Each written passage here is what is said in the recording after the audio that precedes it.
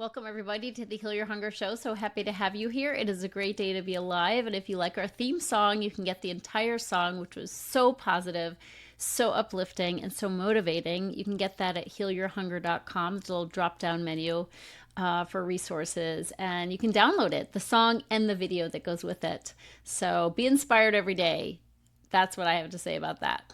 So I want to jump in with this topic because many, many moons ago, there was a saying about people who had success in Hollywood, especially if it seemed sudden. And there was a saying, which is an overnight success usually takes about 15 years. So anybody who just kind of hits the scenes, you see them in a movie, you're like, oh my God, they got lucky. Like, look at them. They're on the main screen and they came from obscurity. Well, if you go back to old movies or movies previous to the one you're talking about and the actor you're talking about, you will see that actor many times in many places in little bit roles. So an overnight success usually isn't true. So it's usually not overnight. There's many, many years of hard work, bit parts, getting your bit part cut out so you don't even have a part. Lots of toil, lots of dedication. And that isn't exactly what I'm going to talk about today on the topic of being lucky or aligned. I'm going to take a sharp left into the spiritual, but it does have something to do with the fact that there is work involved. There is work involved, and luck usually happens rarely, okay? Or it rarely happens without our cooperation. Let me put it that way, without our cooperation. And that's what I want to talk about. How do we cooperate in a way that we get luckier by the day, And there's also a saying, which is the harder I work, the luckier I get. The harder I work, the luckier I get. So I believe we can play a part in luck, or at least the appearance of luck. And we do that, of course, with hard work. Something I tell my clients time and time again is the only place success comes before work is in the dictionary. Something Roy said to me years ago. So that's a good one, right? The only place success comes before work is in the dictionary. So you got to work for it. And that's true with overcoming emotional eating. The difference is instead of working on our diet, instead of working on our bodies, if we're intent on overcoming emotional eating, we can ditch the diet plans. We can ditch the crazy exercise programs. Not that exercise isn't good. I love exercise, but the crazy beat my body up kind of exercise, no bueno. So we can ditch those things in favor of something much better.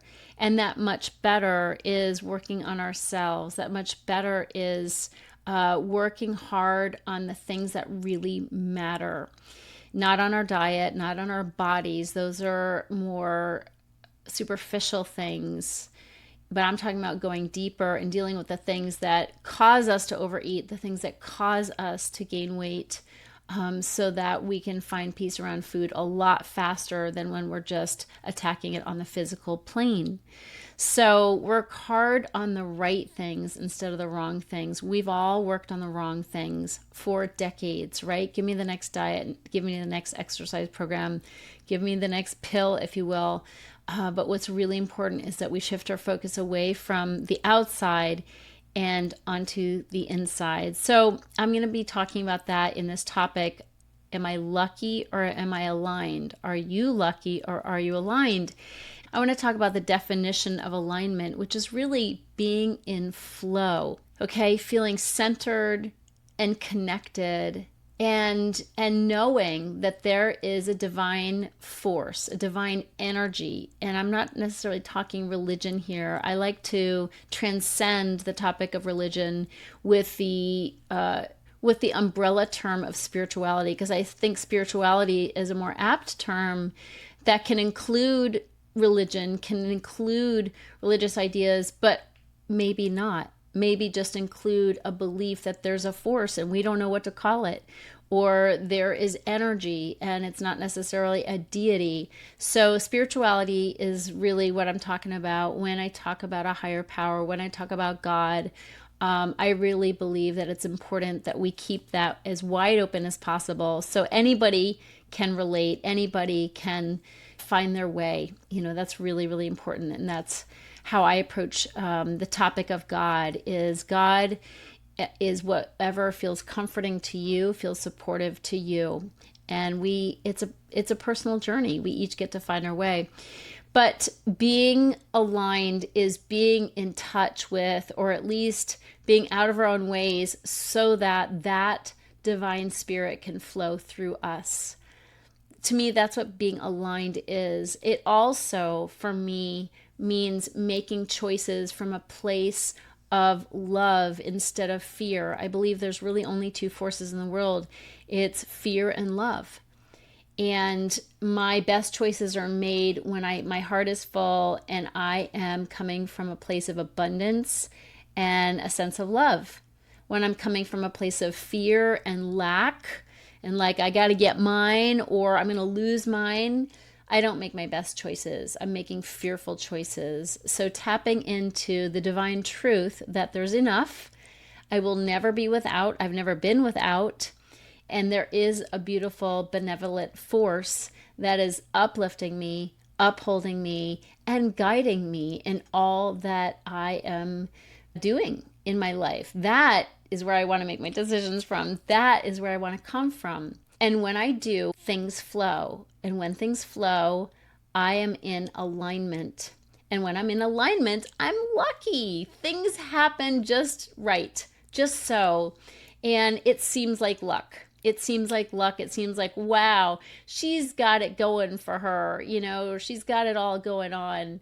And my experience is that comes from being in the flow. So it's not my doing. It's not my success. It's not my luck.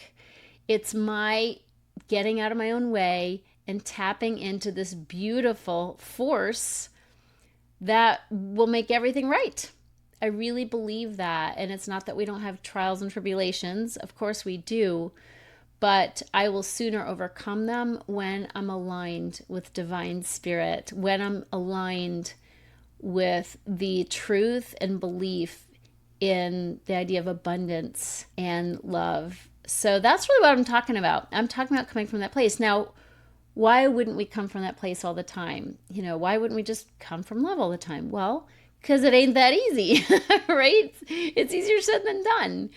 And especially when when our channel is blocked by resentment, by fear, by limited thinking, lack thinking, there's not enough, I gotta get mine, it's gonna run out, I'm gonna get screwed, right? These are the fearful thoughts that cause me to constrict and constrain and then block the flow of good, block my spiritual energy, and it makes me misaligned. So fear, negativity, jealousy, hatred, envy, compare and despair, these are all emotions that are constricting and constraining, and they block the flow and they make me misaligned.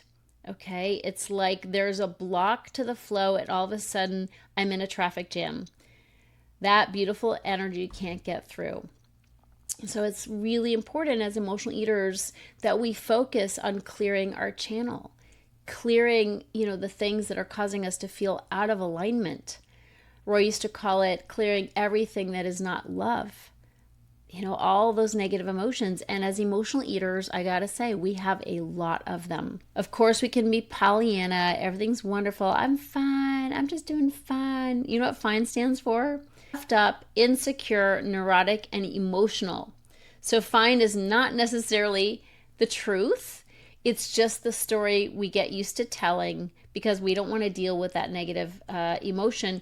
And the thing is, if you ignore it, it doesn't make it go away.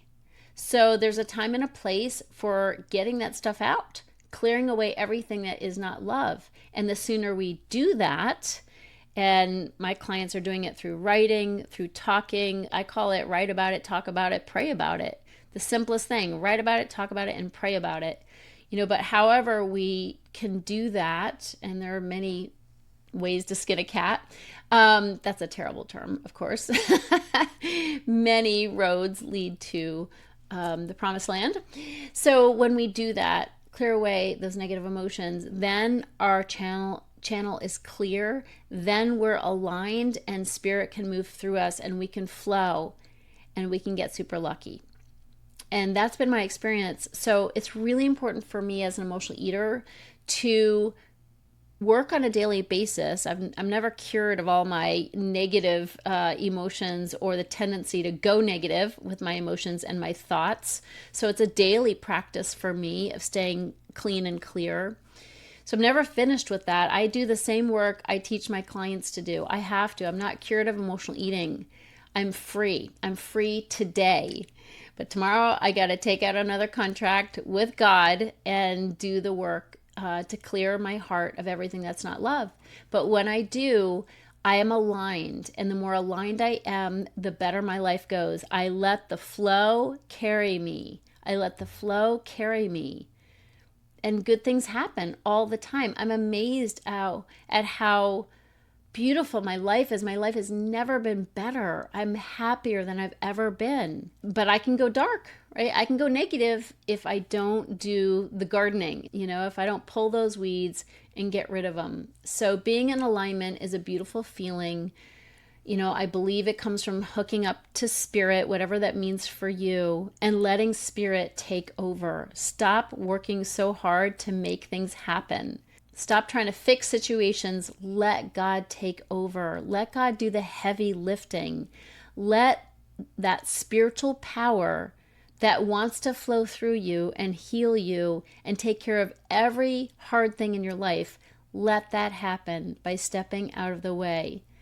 And we step out of the way when we spend time in self-care, prayer, meditation, reading spiritual literature, being of service, sitting quietly, listening for that still small voice. That's how we get out of our own way. We write out our crappy feelings. We clear them out of our minds, dump them on paper, talk about them with someone safe, and ask God to remove them. That's how we get out of our own way. And then we get busy thinking about how we can make the world a better place. Not by overdoing, right? Not by taking on other people's jobs like we're so good at doing, you caretaker, rescuer, emotional eater, you. Yes, it's one of the traits of the anatomy of the emotional eater. We fall into it really easily. So there's a fine line between people pleasing and overdoing and caregiving and being of service after you have taken care of yourself. After you've filled your cup, you're serving from what's in the saucer when your cup runneth over. You got that? So I love being aligned. When things aren't working in my life, when everything seems to be a roadblock and things aren't working and I'm frustrated and angry, I have to stop and take a look. How am I out of alignment? What am I forcing? What am I forcing and what of God's plan am I not allowing?